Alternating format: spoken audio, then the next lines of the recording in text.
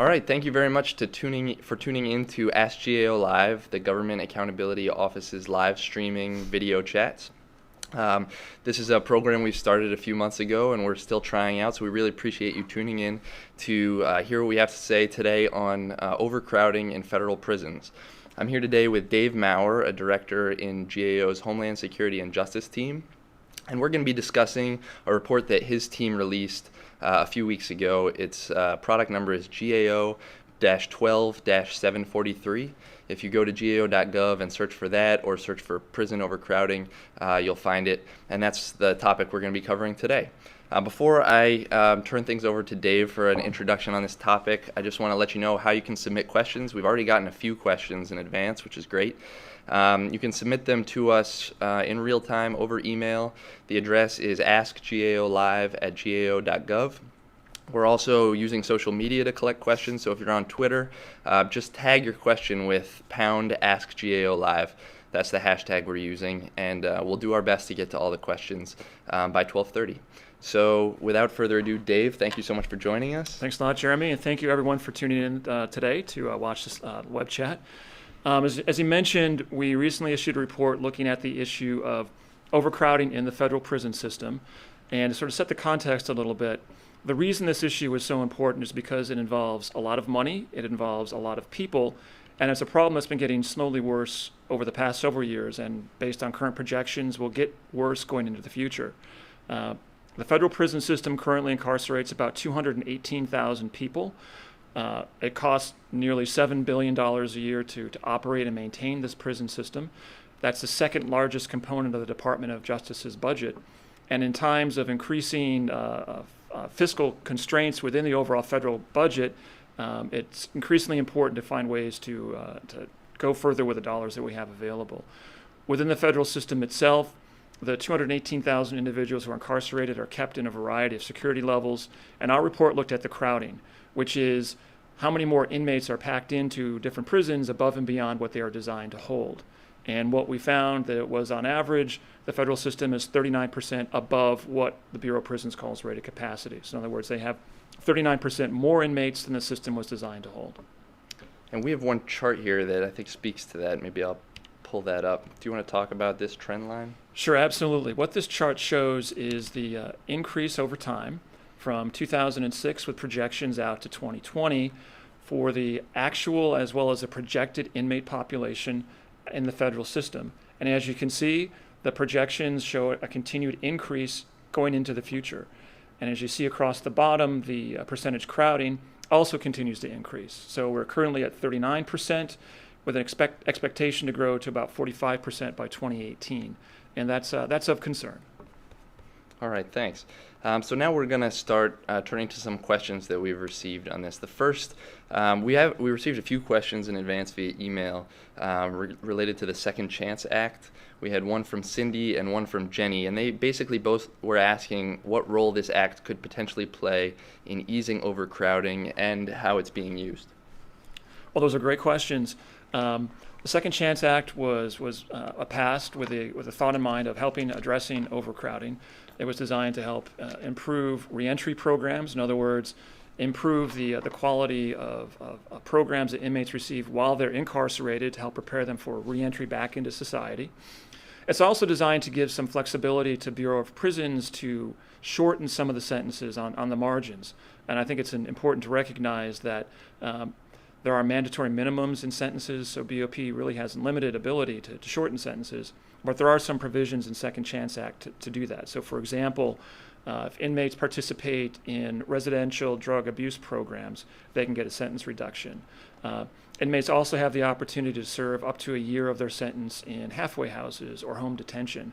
These were things that were passed and adopted in the Second Chance Act. Now back in February, we issued a report looking at how frequently Bureau of Prisons takes advantage of these sentencing flexibilities. We found that the Bureau was in fact taking advantage of these. However, they are limited by resources. So not that a small percentage of inmates are actually able to get the full 1-year sentence reduction for participating in drug abuse programs. We found that about 19% of the inmates received the full 1-year reduction. We also found that when you're talking about halfway houses, most inmates were not serving the full year in the halfway houses for a variety of reasons, including a lack of capacity. Thanks for that response. We've gotten a number of questions on that. We also have a question from Mary that's related, so hopefully that addresses those. If you have more questions, please feel free to send them in. Our next question comes from Mark, also via email.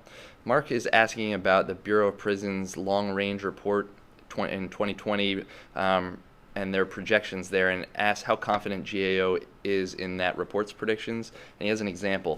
He says, for example, around 2017, BOP is predicting large decreases in overcrowding in all but low security facilities. What accounts for that drop? Lower prosecution rates, and if so, for what offense types? That's a great question. About 2 or 3 years ago, we issued a report looking at the accuracy of BOP's population projection models.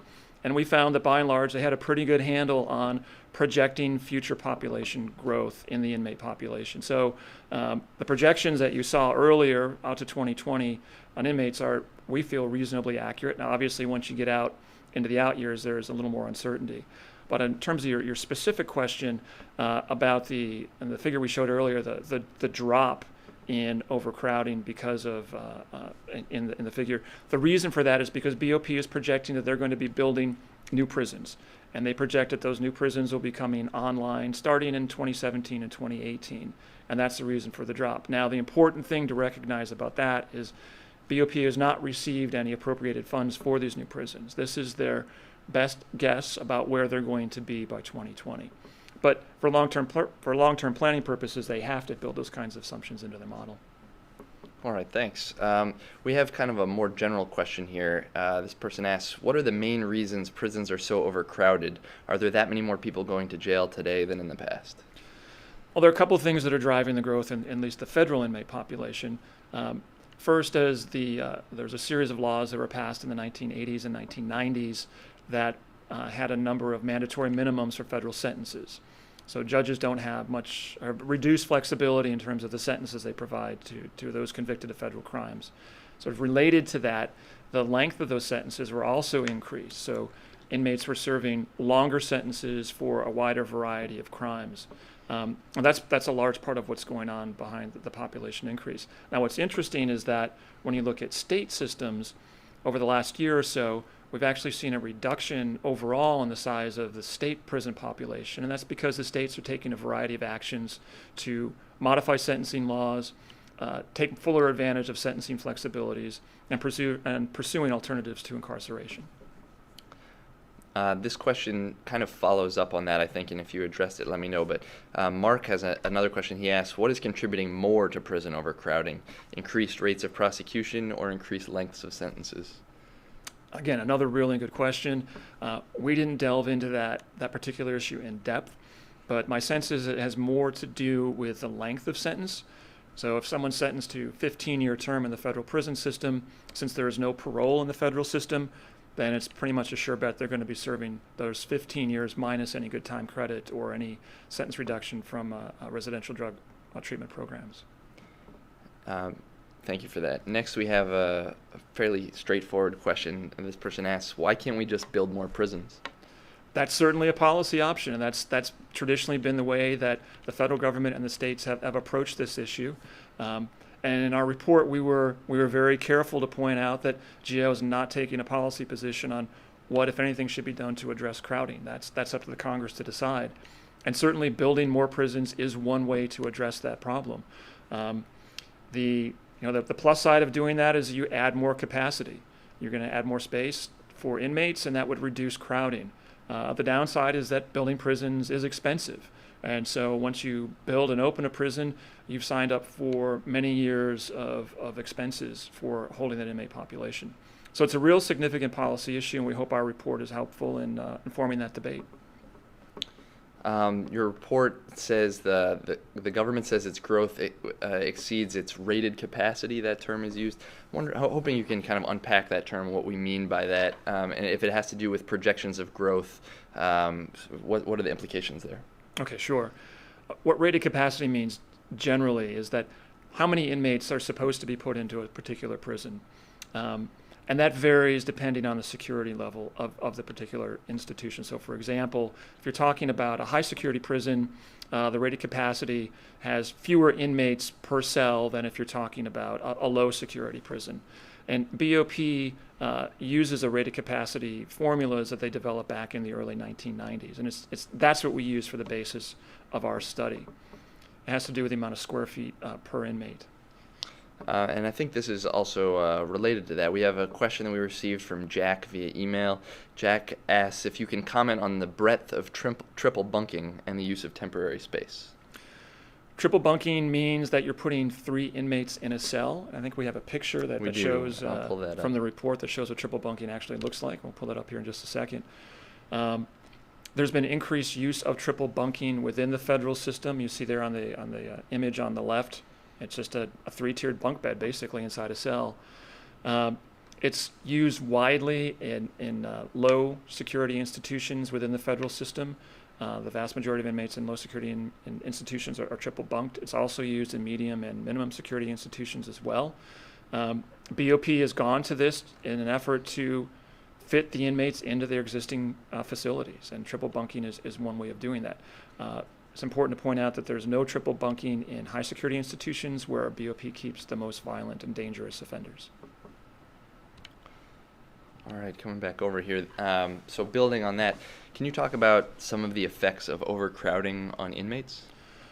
Absolutely. Sort of at the most basic fundamental level, it makes things potentially more dangerous and potentially more disruptive for the inmates as well as for staff. And sort of fundamental human nature. If you pack more people into a given area, and you could be talking about a prison, you could be talking about a subway car, you could be talking about a stadium, you're going to increase the possibility that someone's going to get annoyed and bothered and cause a problem. And that's the situation in the federal prisons. The way it plays out for inmates, when you have a crowded institution, it's more difficult for them to get access to the programs that they want or that they need.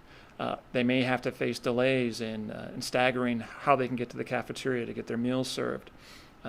They may have some delays, or there may be some limitations placed on the ability of their family to visit them during visitation because there's so many inmates in the prison. It may also limit their ability to get meaningful work to keep them occupied and busy and gainfully employed while they're incarcerated. So it leads to problems and challenges for the inmate population, and it also can contribute to a less secure and less safe environment for the inmates. Thanks. That's a really useful answer. Our next question here has to do with private companies running prisons. Why are some prisons run by private companies, and do they have to follow the same rules and standards as public prisons? Short answer is yes. There are private prisons that the Bureau of Prisons contracts with to hold some portion of the inmate population, generally at the low and minimum security institutions. And those private facilities are required to meet all of the BOP policies and procedures. And BOP has personnel on site to ensure that happens. Would pursuing more of these contracts potentially be one way to help deal with overcrowding? Potentially, yes. If there was more contracted space at the low security level, for example, you could help alleviate overcrowding across the entire system. But again, that's a policy decision. It would certainly cost money, and it may take some time to get those up and running. Our next question here comes from Mathia, and she submitted it via email. And she asks, why isn't the Bureau of Prisons doing more to release convicted drug offenders sentenced to greater than necessary terms, given that the system is overpopulated? That's a really good question, and after our report came out, we got a lot of emails and phone calls sort of revolving around that same issue. The short answer is that BOP has very limited flexibility in terms of who gets to leave prison, and it's only associated with good conduct credit. BOP by itself can't reduce the length of someone's sentence. And that's something that has to be worked through with a judge. So if Congress wanted to take action to address sentences, they would have to essentially pass new laws and change the lengths of those sentences through legislation. It would then have to work its way through the judicial system. Mark has submitted another question via email. Thank you, Mark, for your great questions. Mark is asking, has the GAO performed any analyses and will it publish any findings regarding growth rates of particular inmate categories, people convicted for particular groups of crimes, I guess? That's a really good question. I think when you see in our report, we didn't break down projected population growth by type of offense. That would be an interesting analysis. That's not something that we currently have on our to-do list, but if that's something that Congress asked us to do, that was something we would certainly consider doing and reporting out on in the future. And another question from email, and this is related to a question we asked earlier about the Second Chance Act. Could you discuss cost savings by direct placement of federal inmates to home confinements from an institution pursuant to that act? And I think this question is second, so I'll save that. Okay, sure. Well, back in our report that we issued in February on sentencing flexibilities, we talked a little bit about home confinement. And it's certainly less expensive to have someone on home confinement than it is to have them incarcerated in a prison. There's no doubt about that. For BOP to take more advantage of that, they would likely need additional legislation to give them further authority to act on that. But it's certainly something that's worth exploring. And one of the things that we found in our February report is that BOP could do a better job of determining what the actual costs are of providing this home confinement, because they were just estimating that it cost half of what it cost for halfway houses, and we didn't think that was very rigorous, and we thought they could do a better job. Regarding reductions in sentences, are there potential cost savings by maximizing those reductions? And certainly, you could do a back-of-the-envelope assessment if you looked at all the various sentencing flexibilities that BOP has right now. And you could put some rough estimates around the amount of dollars that could be saved. That's not something we did for this report, although we did a report back in February on what BOP said the cost savings would be from changes in crack cocaine sentencing laws. BOP estimated it was going to save several millions of dollars from the reductions in sentences when Congress passed a law to change the sentencing rules for those convicted of crack cocaine possession and distribution. Shifting gears a little bit, I want to ask about the difference between federal management of prisons and state management of prisons and that relationship. States have some responsibility when it comes to managing prisons located in their states. Can you talk about that relationship between federal and state agencies when it comes to dealing with overcrowding in particular? Sure, right. As a general rule, if you're convicted of a state crime, you're going to serve your sentence in a state prison. If you're convicted of a federal crime, you're going to serve your time, generally speaking, in a federal prison. One of the things that we talk about in our report is that there's a lot of action across a variety of states looking at this issue of crowding in the state system, and they've adopted a variety of different approaches. I think it's of interest potentially to federal decision makers to take a look at what some states are doing to address this problem, talking specifically about Kansas and Mississippi and New York and Ohio and some others that are taking actions to address crowding. There may be some things that the states are doing that could be of value and apply to the federal system as well. And we have a question here via email. This is from Sarah Beth. She asks, were private prisons included in your report? And if so, do these facilities experience the same percentage of overcrowding as other federal institutions? That's a really good question, and the answer is yes. Private prisons were included in the scope of our report. However, they have contracted maximum capacities. They're not allowed to go above their rated capacities in terms of their contracts with BOP. So interestingly enough, the private prisons, if they're operating under the terms of the contract, can't be overcrowded. The federally run prisons can be overcrowded. Another question via email, could you discuss total cost savings by reducing the federal inmate population by various amounts, 10%, 20%, 30%? Again, that's a really good question. We didn't do that kind of analysis. I mean, you could do some very rough estimates. Like I mentioned earlier, BOP's budget for the current fiscal year was about $6.6 billion. I mean, if you did this is a really crude analysis, but if 10% reduction from that would be $660 million. Now, it's really impossible to say whether or not there's sort of a one-to-one relationship. If you cut the inmate population 10%, you're going to cut their budget 10%. But certainly, if there was a 10% reduction in the inmate population, it would be substantial savings, probably in the hundreds of millions of dollars. Thanks for that. We have kind of a a wider lens question here. This is Okay. from Karen. I came in over email. Karen says, this seems really complex. What do you see as the best short and long-term solutions? Now, if I was a policymaker, I could give you some great answers to that question. From our perspective at GAO, I think the best short-term way to address the problem is to read our report, read other reports about this issue, and get informed about it, and take actions based on what you think is the best approach. I think long-term, I really think this is an issue at the federal level that will need to be addressed. The crowding situation right now in the federal system is a serious one. It's the most significant problem facing the Bureau of Prisons, and it's only going to get worse. And there are a variety of policy actions that, if they're adopted sooner rather than later, can result in changes that are less disruptive and less costly than if we had to do that under the force of a court action, for example, 10, 15 years down the road. I mean, the one thing we don't ever want to see in the federal system is what we've seen in places like California. California faced a Supreme Court ruling to dramatically reduce the size of its state population. BOP is nowhere near the condition that the state California was in, but we don't want to see them in that position. So we hope that actions are taken sooner rather than later to address the problem. That seems like a good sum up and a good opportunity to wrap things up. I want to thank you, Dave, for taking the time to sit down and discuss this with us. I want to thank everyone who tuned in. I especially want to thank Mark, Mary, and everyone else who submitted questions over email and social media. We really appreciate you taking the time to do that. I mentioned at the beginning, this is a new format, a reasonably new format for GAO. So we're looking for feedback, any tips you might have about how we could improve this experience for you as a viewer. If you could send that along to that same email address, AskGAOLive@gao.gov. We'd really appreciate hearing from you.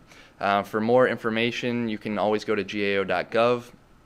You can follow us on Twitter. It's twitter.com/USGAO, or on Facebook, same thing, facebook.com/USGAO, to get our latest every day, the reports that are coming out.